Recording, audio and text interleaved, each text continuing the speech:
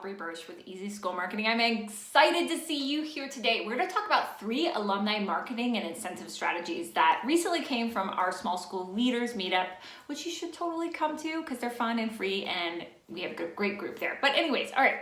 So the first strategy is this came from a school where they're like, we have all these alumni and no one, even the ones that are local area, they're not sending their children to our school. So what can we do? So one of the suggestions was having this legacy grant where at graduation, the graduating person is awarded, maybe it's a certificate or something that says when they return or when their first child is ready to go to school, then they receive 10% off the tuition.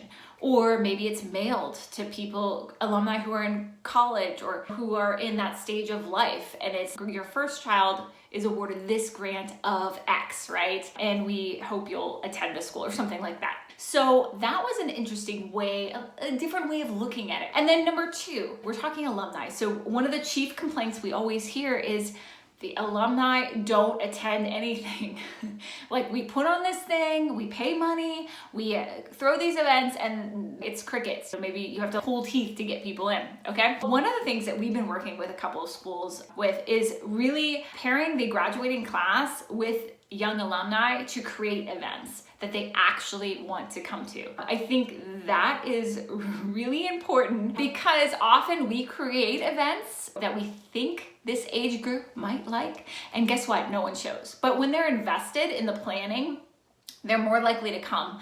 And if you give them leadership roles, even though someone else is gonna probably have to support those roles, like outreach roles or like social media roles where they're connecting with others on social media and spreading the word about the event, like those things engage the young alumni and the graduating class, and by them cohesively working together, it's an induction into the alumni association, young alumni association, or whatever you're doing. So just really making sure that you're having them come up with ideas and leading events and creating events that people actually want to come to. That is key. Now, the third tip is interesting. Like you would think this happens all the time, but it doesn't. So it's rather simple, but I'm going to say it again if you're not already doing this.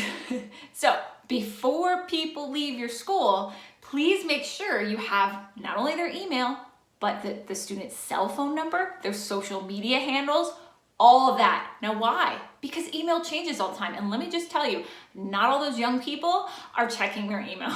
So by having their social media, you can actually be able to keep in touch with them a lot better and see what's happening in college. I mean, think, even their college email is going to change. So even if you had their college email, that's going to change. And people don't really check email that often at that age. They're on the socials and everything like that.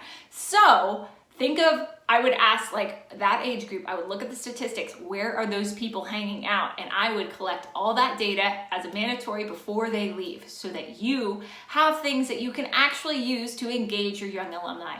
I hope this was helpful. Please let me know your tips for engaging alumni. I'd love to hear. Aubrey at easyschoolmarketing.com. Take care.